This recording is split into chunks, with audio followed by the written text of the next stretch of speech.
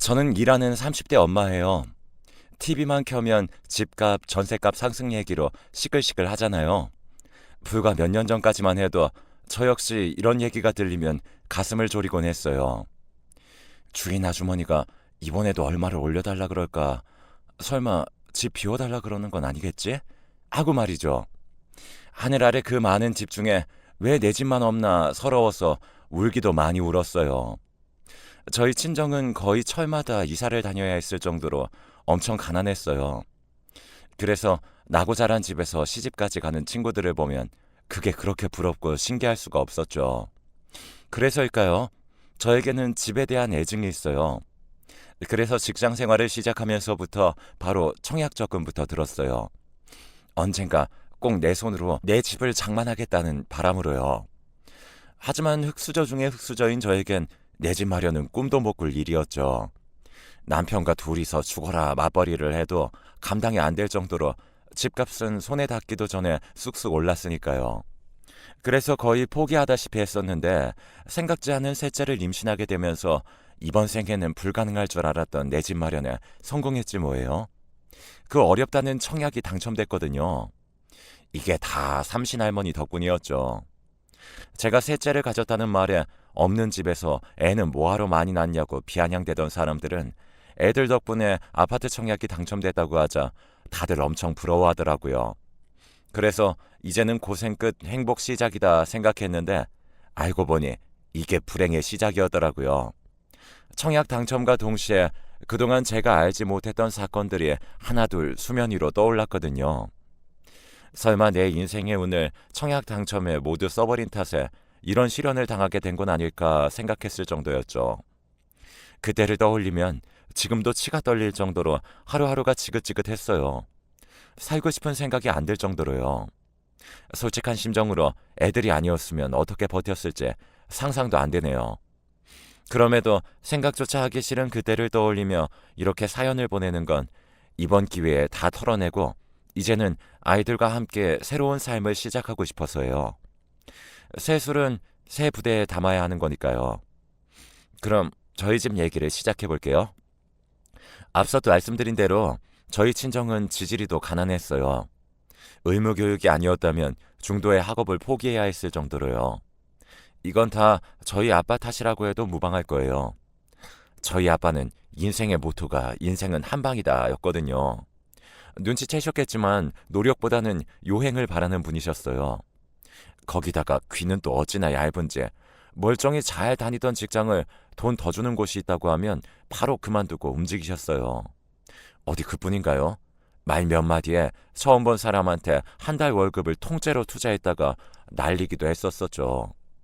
누가 봐도 안 될 자리에 빚까지 얹어서 가게를 차렸다가 쫄딱 망하기도 했어요. 그러면서 늘 입버릇처럼 인생은 한 방이라고 노래를 부르셨죠. 반면에 엄마는 뿌린 대로 거둔다는 신념으로 세상을 사는 분이셨어요.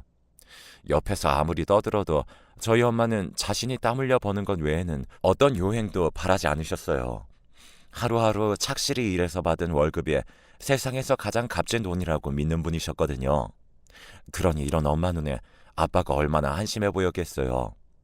그러니 아빠가 콩으로 매주를 쓴다고 해도 엄마는 절대 믿지 않았죠. 아빠는 그런 엄마가 야속하고 답답해 보였을 테고요. 그러니 집안의 싸움이 끊이지 않았을 수밖에요. 네가 남편이 나를 무시하니까 애들도 따라서 지 아빠를 무시하는 거야. 딴 집 여자들은 남편을 상점 모시듯 한다는데 넌 뭐가 잘나서 날 무시하냐? 니네 집에 돈이 있기를 아냐? 네가 배운 게 있길 아냐? 아무것도 없는 주제에 고개 빳빳이 들고 하늘 같은 남편한테 대들고 말이야. 이러니 내가 하는 일이 잘 될 턱이 있냐고. 입이 있으면 어디 말 좀 해봐. 아빠가 이러실 때마다 엄마는 입을 꾹 다문 채 너는 떠들어라, 나는 내 길 가련다, 이런 식이었어요. 그래서 늘 화를 내던 아빠가 먼저 자리를 박차고 일어나기 일쑤였죠. 그렇게 나가서는 몇 달씩 연락도 없이 집에도 안 들어왔어요. 어차피 엄마는 아빠가 벌어다 주는 돈을 기대하고 사는 사람이 아니었던 터라 우리 집 생활에는 지장이 없었어요. 하지만 늘 그 다음이 문제였죠. 아빠는 집 나가서 연락도 않는 사이에 꼭 사건 사고를 쳤거든요.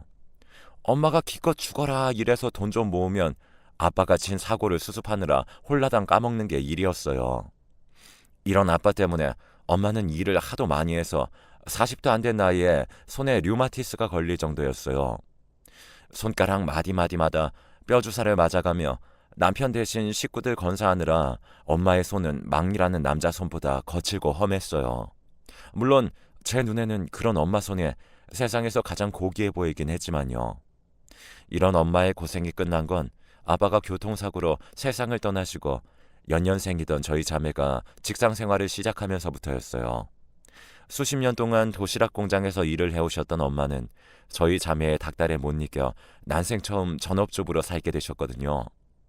하지만 평생 일을 하고 살아오신 분이 하루아침에 집에서 손 놓고 지내는 건 쉽지 않았나 봐요. 언제부턴가 저희 자매 모르게 종종 아르바이트로 친구분이 하시는 스크린 골프장에 나가 카운터를 봐주시곤 하시더라고요. 말려도 소용이 없었죠. 죽으면 썩어질 몸뚱이에 움직일 수 있을 때까지 움직이면서 일하는 게 낫지. 육신 멀쩡한데 놀긴 왜 놀아? 이러시면서 말이죠. 그런데 알고 보니 제가 이런 엄마 성격을 닮았더라고요. 저도 이날 이때까지 출산 후 산후조리 3개월을 한 건 외에는 계속 일하고 살았으니 말이에요. 제가 남편을 만난 건 고등학교를 졸업하고 직장 생활을 하던 때였어요. 당시 저는 회사의 배려로 야간 대학에 다니고 있었는데 그때 남편이 일하는 인쇄소에 제본을 맡기느라 드나들면서 안면을 트게 되었어요. 지금은 그러는 사람이 없지만 제가 대학에 다닐 때만 해도 교재를 살 형편이 안 되는 학생들은 인쇄소에서 제본을 떠서 보곤 했거든요. 저 역시 한푼이 아쉬운 처지여서 그렇게 교재를 만들어 보곤 했었죠. 퇴근 후 강의를 들으러 다녀야 했던 저는 늘 종종 걸음을 치며 바쁘게 다녔는데 남편 눈에는 그런 제가 퍽 안쓰럽게 보였던 모양이에요. 하루는 제본을 맡겨놓고 찾아가는 걸 깜빡했는데 글쎄 남편이 저희 강의실 앞까지 배달을 해주었지 뭐예요. 그리고는 앞으로는 직접 인쇄소에 찾으러 오지 말고 배달을 시키라고 하더라고요. 수십 권도 아니고 딸랑 한 건인데도요. 덕분에 저는 제본한 책을 편하게 강의실까지 배달시켜 볼 수 있었어요. 그런데 하루는 꽈동기가 자기도 배달을 시켜야겠다며 인쇄소에 전화를 했는데 한 권을 배달해 주는 데가 어디 있냐며 욕만 먹었다지 뭐예요. 반년 넘게 책을 배달시켜 보았던 저는 그제야 남편의 마음을 알 수 있었어요. 그래서 고마운 마음에 제가 좋아하는 작가의 책을 사서 선물로 건넸어요. 이건 제본 안 해주셔도 돼요. 제가 드리는 감사의 선물이니까요. 그동안 저 때문에 고생 많으셨어요. 덕분에 지각도 않고 편하게 강의를 들을 수 있었거든요. 그런데 이제 안 그러셔도 돼요. 그동안 감사했어요. 저 역시 남편이 마음에 들었지만 일과 학업을 병행하는 것만으로도 벅찬지라 거절할 수밖에 없었죠. 그랬더니 남편이 그러더라고요. 비록 책을 배달하러 간 거였지만 난생 처음 대학 강의실까지 가봤어요. 저랑 똑같이 낮에 일하면서 밤에는 공부까지 하는 서영 씨를 보면서 많이 반성하게 되더라고요. 인생을 저렇게 알차게 살 수 있구나. 난 지금까지 뭐하고 살았나 하고요. 응원하고 싶었어요. 지치지 말고 끝까지 해내시라고요. 그러니까 거절은 하지 마세요. 다른 뜻은 없으니까요. 그날 이후 괜한 말을 꺼내서 서로 불편해진 것 같아 한동안 인쇄소를 찾지 않았어요. 그런데 남편이 어떻게 알았는지 제게 필요한 교재를 제본해서 강의실로 가져왔더라고요. 제 동기들은 다 제본을 맡기러 왔는데 저만 안 오길래 한 권 더 만들어뒀다는 거예요. 그러면서 불편한 마음은 알겠지만 졸업하는 날까지는 제본을 맡기라고 하더라고요. 불편한 건 한순간이었지만 그렇게 얻은 책으론 1학기를 볼 수 있는 거 아니냐면서요. 직접 찾아와서 이렇게까지 말해주는데 피해서 뭐 하겠냐 싶어서 그 후로 전처럼 남편에게 제본을 맡겼어요. 그렇게 2년의 시간이 흘러 드디어 졸업을 하게 되었어요. 비록 야간 전문대 졸업에 불과했지만 제겐 서울대를 졸업하는 것만큼이나 벅찬 순간이었어요. 강의 시간에 맞춰 퇴근을 하느라 매일 직장에서 눈치를 보며 애를 태웠던 일과 쏟아지는 잠을 참으며 허벅지를 꼬집으며 강의를 들었던 일, 매 학기 등록금을 마련하느라 허리띠 졸라가며 생활했던 건 물론 교재조차 척하면 척척 사보지 못해 제본을 하러 다니던 일까지 주마등처럼 흘러가더군요. 잘 버텼다고 스스로 칭찬을 해주었죠. 그런데 하필 이 순간 떠오르는 얼굴이 하나 있더라고요. 바로 남편이었죠. 지난 2년간 저를 응원하며 강의실까지 배달을 자처했던 남자가 그렇게 그리울 수가 없었어요. 졸업식이 끝나면 다시 볼 일이 없어서 더 그랬는지도 모르겠어요. 그래서 졸업식장에 찾아온 엄마랑 여동생을 먼저 집에 보내고 남편이 일하는 인쇄소를 찾아갔어요. 남편은 평소처럼 인쇄물을 정리해 포장을 하고 있더라고요. 그러다 저를 발견한 남편은 제 손에 들린 졸업장을 보고는 환하게 웃으며 축하한다고 말해주더라고요. 그리고 잠시 정적이 흘렀어요. 오늘 이 순간이 지나면 다시 볼 수 없다는 걸 서로가 잘 알고 있었거든요. 그래서 서로 눈도 못 마주치고 서먹하게 마주 서 있는데 그때 인쇄소 사장님이 나오셔서 그러시는 거예요. 아, 뭐야. 애인 졸업식인데 싸게 가서 짜장면이라도 한 젓가락 해야지. 그러자 얼굴이 새빨개진 남편은 제 눈치를 보며 허둥지둥했어요. 아, 사장님, 그런 거 아니에요. 애인이라뇨. 절대 아니에요. 아따, 나도 눈치가 있는 사람이요. 춘향이가 몽룡이 기다리는 거 맨키로 이 아가씨 지나갈 시간만 되면 요래 목을 빼고 골목길만 보던 놈이 아니게 무엇이 아니여. 귀신을 속여 이놈아. 딱 본 게 둘은 천생연분이여. 그게 재고 말고 할 것 없이 사겨. 결혼까지 하면 더 좋고. 사장님은 껄껄 웃으시며 남편을 조기 퇴근시켜 주셨어요. 얼떨결에 함께 밥을 먹게 된 우리는 사장님 조언에 따라 근처 중국집에 들어가 짜장면을 먹었어요. 첫 데이트에 짜장면이라니 최악의 메뉴 선정이었지만 그래도 그날 먹었던 짜장면이 세상에서 가장 맛있었던 짜장면으로 기억되네요. 이제 막 시작하는 연인들이 먹기엔 좀 껄끄러운 음식이지만 말이에요. 아무튼 짜장면 데이트를 시작으로 우리는 정식으로 사귀게 되었어요.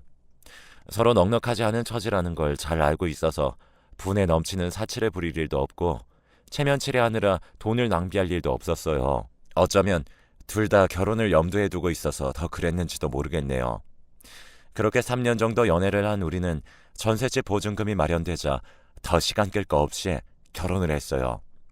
어차피 부모님들께 손 벌릴 처지도 아니었기에 우리가 가진 돈 안에서 전셋집과 살림살이를 준비해야 했어요. 둘 다 맞이라서 특히나 각자의 집에 부담을 지우고 싶지 않았거든요. 밑으로 동생들도 있고 부모님 노후도 생각해야 했으니까요. 엄마는 저희 부부의 그런 결정에 대해 별 말씀은 없었어요. 다만 결혼식 전날 밤 제게 그러셨죠. 살다 보니 크게 넘어지는 날이 한 번 있더라. 그때 비빌 언덕이 있으면 얼마나 힘이 되고 든든한지 모른다. 그러니 힘든 일 생기면 찾아와. 혼자 마음 상해가며 애쓰지 말고. 그날 엄마의 그 한마디가 그렇게 힘이 될 수가 없었어요. 내 뒤에는 엄마가 든든하게 버티고 있으니 세상 두려울 게 없었죠. 그렇게 저는 집을 떠나 본격적으로 신혼집에서 결혼 생활을 시작했어요. 남편은 그동안 제가 봐온 그대로 성실하고 검소한 사람이라 저와는 결이 잘 맞았어요. 그래서 둘 사이의 문제로 싸우는 일은 없었죠. 다만 시댁 문제로 종종 말다툼을 벌이긴 했지만요. 늘 화근이 되는 건 시누이였어요. 제 여동생과 동갑인 시누이는 20대 중반까지도 제 손으로 돈 한 번 벌어본 적 없는 인간이었어요. 그런 주제에 홈쇼핑이랑 인터넷 쇼핑을 어찌나 해대는지 시댁에 가보면 택배 박스가 잔뜩 쌓여있을 정도였죠. 환갑이 된 엄마가 간병인으로 일을 하며 번 돈을 방구석에 앉아서 철없이 쓰는 모습에 제가 다 화가 나더라고요. 그동안 남편이 한두 번 말을 했던 게 아니었어요.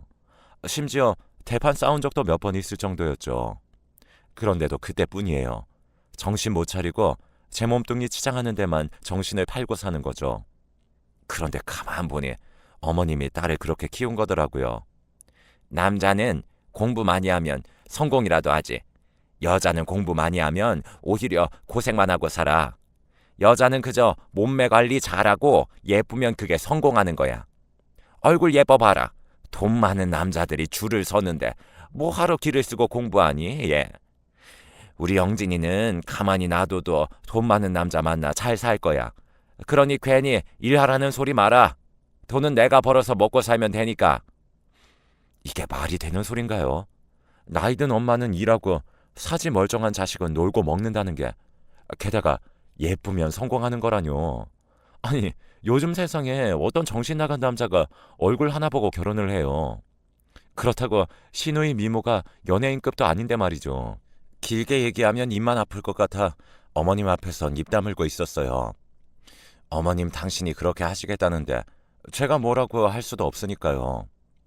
저희한테 시누이 먹여 살리라고 한 것도 아니고 말이죠. 그런데 꼭 그런 것만도 아니더라고요. 시누이가 저 몰래 남편한테 용돈을 뜯어가고 있었거든요. 저희 집 재정은 제 월급으로 생활하고 남편 월급은 남편 용돈 정도만 빼고 고스란히 적금을 들고 있었는데 그 사실을 안 시누이가 저 모르게 남편한테 손을 벌렸던 거죠.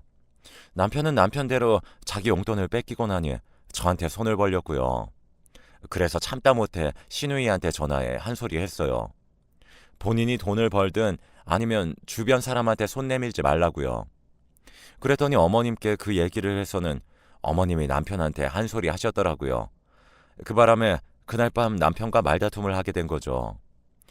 자기야, 나한테 따질 게 아니라 당신 여동생한테 일을 하라 그래. 이게 말이 되냐고. 한두 살 먹은 애도 아니고 어떻게 서른을 바라보는 나이인데 가족들한테 용돈을 받아 살 생각을 해? 집에만 가봐. 일도 안 하면서 옷이며 화장품이며 그 비싼 것들을 쌓아놓고 사는 거 이게 제정신이냐고. 아무튼 앞으로 나는 아가씨한테 10원 한 장 줄 생각 없으니까 당신도 똑바로 해. 알아들어?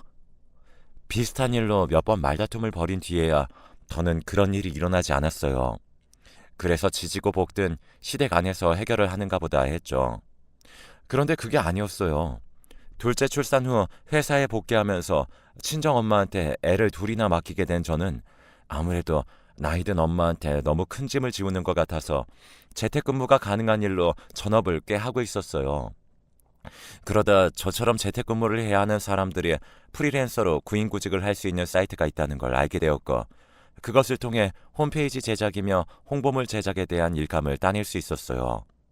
한동안은 회사 업무와 병행해서 하다가 어느 정도 수익이 보장되고부터는 회사에 사직서를 내고 본격적으로 재택근무를 하게 되었죠. 비록 여전히 바쁠 때는 친정엄마 도움을 받고 있지만 적어도 엄마한테 독박 육아를 떠넘기지는 않아도 되니 마음도 훨씬 가볍더라고요. 그렇게 이직에 성공해 재택근무를 하고 있던 어느 날이었어요. 한동안 이직 문제로 바빠서 신경을 못 썼는데 지난달부터 생리를 안 하고 있다는 걸 알게 되었죠. 워낙 주기가 일정한 편이라 설마 하는 마음에 약국에서 테스트기를 사다가 해봤는데 두 줄이 나온 거 있죠. 생각지도 않은 셋째의 임신에 처음에는 기쁜 마음보다 눈앞이 캄캄했어요. 둘도 키우기가 그렇게 힘든데 셋이나 어떻게 키우나 하고 말이죠. 그래서 그날 밤 남편한테 얘기를 했더니 남편도 저랑 비슷한 반응이었어요. 지금 버는 돈으로는 생활하는 것도 빠듯한데 거기다 애가 하나 더 늘면 적금을 줄이는 방법밖에 없었어요. 그만큼 내 집 마련과는 더 멀어져 가는 거였죠. 그래서 남편한테 어떻게 하면 좋겠냐고 물었더니 일단 하는 데까지 해보고 정 안 되겠으면 그때 적금을 깨서 다시 정리하자고 하더라고요. 그래서 그러기로 하고 일단은 적금을 유지하기로 했어요. 그렇게 시간은 흘러 드디어 출산일이 다가왔고 8시간 진동 끝에 아들을 낳았어요. 위로 딸만 둘이라 아들 소식에 어머님이 특히 좋아하셨어요. 그런데 얼마 뒤에 생각지도 못한 행운이 찾아왔지 뭐예요. 아파트 청약에 당첨된 거예요. 결혼하고 8년 동안 매번 탈락해서 우리는 아파트에 살 팔자가 아닌 건가 했었는데 셋째가 태어나면서 가산점이 붙어서 당첨이 된 거였죠. 꿈에 그리던 내 집 마련 기회에 하늘을 날듯이 기뻤어요. 그런데 누구보다 기뻐해야 할 남편이 얼굴이 하얗게 질려있지 뭐예요. 자기야, 자기는 안 기뻐? 드디어 우리 집이 생기는 거야. 그것도 아파트가 생기는 거라고. 계약일이 언제지? 계약할 때 돈은 얼마나 넣어야 하나? 중도금도 있어야 하는데 우리가 뭐하든 적금으로 될까? 자기야, 적금 통장에 얼마 들어있지 지금? 그때였어요. 남편이 땅이 꺼져라 한숨을 푹 쉬더니 그러더라고요. 미안해. 진작 말하려고 했는데 그 적금 해약했어. 엄마가 급하게 돈이 필요하다고 그래서. 그게 무슨 소리야? 어떻게 나한테 말 한마디도 없이 그럴 수가 있어? 그럼 한 푼도 없는 거야? 그 돈을 다 어머님 드렸다고? 알고 보니 신우이가 돈 많은 남자와 사귀게 됐는데 그 남자를 놓치기 싫어서 가슴 수술이며 얼굴에 온갖 시술을 했던 모양이에요. 그것도 제대로 해야 된다고 청담동에 연예인들이 다닌다는 성형외과를 찾아가 비싼 돈을 쳐들었던 거죠. 제 남편한테는 집주인이 보증금을 올려달라고 해서 급하게 빌려달라고 거짓말을 하고서는 말이죠. 나중에야 그 사실을 한 남편이 돈을 돌려달라고 했지만 돈 나올 구멍이 어딨나요? 결국 남편만 벙어리 냉가슴으로 지내왔던 거죠. 그 얘기를 듣고 나니 도저히 참을 수가 없었어요. 그동안 길을 쓰고 열심히 산 사람이 그랬으면 말을 안 해요. 평생 돈 한 푼 안 벌고 쓰기만 했던 인간한테 피 같은 우리 돈이 들어갔다고 생각하니 피가 거꾸로 솟구치더군요. 그래서 신우이한테 전화했어요. 다 필요 없고 당장 그 돈 돌려달라고요. 그랬더니 글쎄 뭘 하는지 아세요? 그깟 몇천 가지고 더럽게 유세네. 언니, 저 곧 결혼해요. 결혼하면 우리 그이가 다 갚아줄 테니 걱정 붙들어 매시라고요. 내가 이자까지 다 쳐서 줄 테니까. 뭐요? 그걸 지금 말이라고 해요? 난 아가씨가 콩으로 매주를 쓴다고 해도 절대 못 믿어요. 하다못해 각서 써서 공증이라도 받아둬야겠어요. 안 그럼 법적으로 처리하고요. 제 말에 신우이는 그깟 각서 100번, 1000번이라도 써주겠다며 큰 소리를 치더라고요. 그래서 하루 날 잡아서 신우이한테 각서를 받고 따로 공증을 받아두었어요. 첫 대금은 결혼식 때 축의금으로 들어온 걸 받겠다고 했고요. 그런데 그 얘기를 들은 어머님이 그날 저희 집에 찾아와 난리를 치지 뭐예요. 네가 그러거든 인간이냐? 올케가 돼서 결혼 준비로 바쁜 애를 불러다가 각서를 쓰게 해? 오빠가 돼선 여동생 결혼하는데 돈 좀 해줬다 셈치면 그만이지. 기어이 그걸 받겠다고 각서를 써? 니네 친정에서는 그렇게 가르쳤니? 당연히 아니죠. 저희 친정 부모님은 어머님처럼 자식한테 허황된 꿈 꾸라고 가르치지 않으셨거든요. 반반한 얼굴 하나 믿고 남의 인생에 무임승차하는 건 죄라고 가르쳤어요. 자기 힘으로 열심히 벌어서 떳떳하게 쓰고 살라고요. 그러니까 어머님이나 자식 교육 똑바로 시키세요. 멀쩡히 잘 사는 아들한테 못난 딸 뒤치다거리나 시키지 마시고요. 저는 그 돈 무슨 일이 있어도 꼭 받아낼 거니까요. 어머님도 각오 단단히 하시는 게 좋을 거예요. 작정하고 달려든 제 기세에 어머님은 더는 아무 말 못하고 돌아가셨어요. 한바탕 난리에 놀란 아이들은 겁에 질려 엉엉 울고 참았던 서름이 터진 저도 서러워서 엉엉 울고 온 집안이 눈물바다가 되어버렸죠. 마침 그때 일 끝나고 돌아온 남편은 눈물바다가 된 집안꼴에 놀랐고요. 큰아이를 통해 친할머니가 와서 소리치고 갔다는 얘기를 들은 남편은 제게 사과를 하더라고요. 솔직히 그때는 남편 얼굴도 보고 싶지 않았어요. 그래서 눈도 안 마주치고 애들을 데리고 친정으로 가버렸죠. 그렇게 하루 이틀이 지나자 남편이 측은하게 느껴지더라고요. 자기라고 알고 그런 것도 아니고 속아서 돈을 넘긴 건데 내가 너무했나 싶었거든요. 하지만 당장 중도금 치를 돈도 없는 상황을 떠올리니 우라가 치밀어서 한숨만 나왔어요. 그래서 늦은 밤 불 꺼진 거실로 나와서 입을 틀어막고 울어댔는데 잠깐 그 소리를 들은 엄마가 나왔더라고요. 모든 상황을 전해들은 엄마는 다음날 제게 통장 하나를 건네주셨어요. 그간 모아둔 돈이야. 이걸로 집을 살까 땅을 살까 고민 중이었는데 마땅한 게 없어서 그냥 쥐고 있었어. 이렇게 쓰려고 그랬나 보다. 이 고비만 넘기면 다 좋아질 테니 이서방이랑 화해하고 집으로 들어가. 너한테 비빌 언덕이 될 수 있어서 엄마는 기쁘구나. 그러니 부담 갖지 말고 마음껏 써. 그날 저는 엄마가 주신 통장을 들고 한참을 울었어요. 그리고 다음날 저는 아이들과 함께 집으로 돌아갔어요. 그런데 웬일인지 남편이 집에 있지 뭐예요. 평소라면 출근하고 없어야 할 사람이 말이죠. 바닥에는 술병이 나동그라져 있었고요. 평소 술도 잘 안 마시는 사람이 저랑 싸우고 속상해서 마셨나 했는데 인쇄소가 문을 닫았다지 뭐예요. 경기가 안 좋다 보니 달력을 찍는 은행이나 회사가 줄어들었다는 얘기는 들었지만 그렇다고 인쇄소가 문을 닫게 될 줄은 몰랐어요. 오랜 시간 함께 일해온 사장님이 더는 버틸 여력이 없으시다며 문을 닫자고 했다더군요.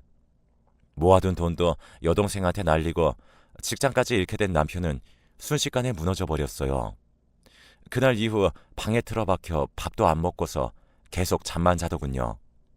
그래서 도저히 이렇게는 안 되겠다 싶어서 아이들을 엄마한테 맡겨두고 남편을 데리고 밖으로 나왔어요. 그리곤 이혼 서류를 내밀고 소리쳤죠. 자기, 이 자리에서 결정해.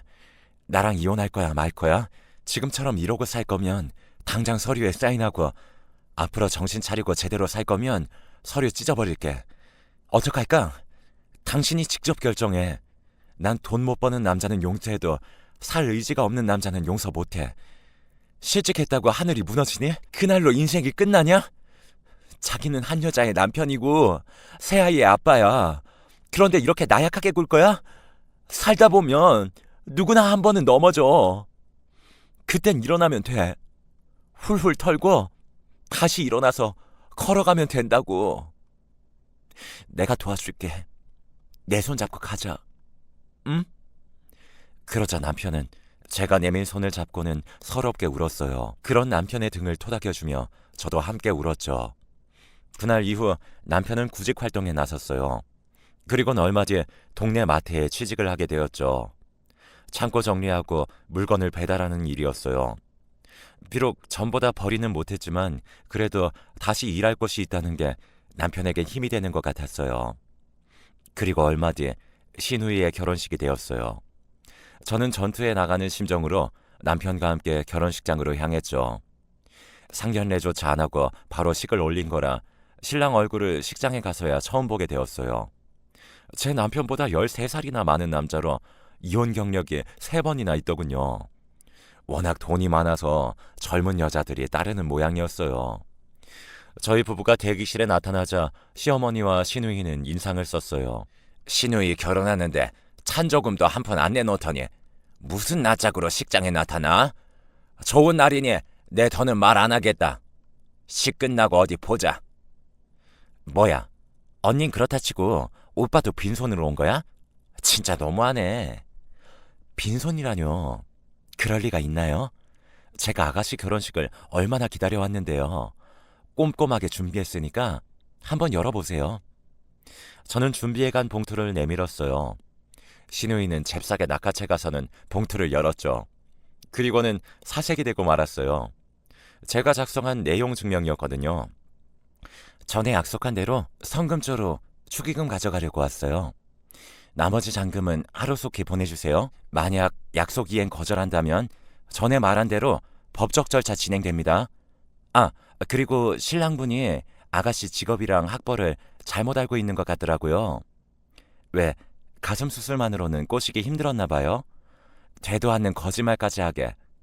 그러게 몸에만 치장하지 말고 진작에 머리도 좀 채우지 그랬어요. 이래서 식구들 돈만 써대고 돈 한 푼 안 벌고 방구석에서 쇼핑만 하는 여자를 누가 좋아한다고. 아가씨 눈엔 돈 많은 사람이 호구로 보일지 모르지만 그 사람들 쉽게 돈 쓰지 않아요. 써야 될 것과 쓰지 말아야 될 것을 귀신같이 아는 사람들이라고요. 글쎄, 앞으로 아가씨가 원하는 대로 돈 많은 사모님으로 살게 될지 나이 많은 남자 가정부로 쓰이게 될지 잘 모르겠지만 한번 잘 살아보세요. 제가 두 눈 부릅뜨고 지켜볼 테니까. 그 말을 남기곤 남편과 함께 식장을 나왔어요. 축의금 가방을 들고요. 결혼만 하면 돈을 갚겠다고 호언장담하던 시누이는 전처가 남긴 자식들 키우랴 치매에 걸린 시아버지 모시랴 고생만 진탕하다가 얼마 전 이혼을 당하고 말았어요. 결혼한 지 반년도 안 돼서 말이죠. 위자료는커녕 몸만 겨우 빠져나오는 걸로 합의하고 이혼했다고 하더군요. 여자는 얼굴만 예쁘면 성공이라고 딸 자식한테 가르치던 시어머니는 결국 남들은 노후를 즐길 나이에 여전히 딸내미 뒷바라지를 하며 살고 계시고요. 그리고 저희는 내년 봄에 아파트에 입주할 예정이에요. 엄마한테 받은 돈은 조금씩 갚아나가고 있고요. 부부가 밤낮으로 열심히 벌고 있으니 언젠가 다 갚는 날이 오겠죠. 그때까지는 지금처럼 열심히 일하며 살아보려고요. 지금까지 제 사연 들어주셔서 감사드려요. 여러분 모두 마음 따뜻한 하루 되시길 바래요.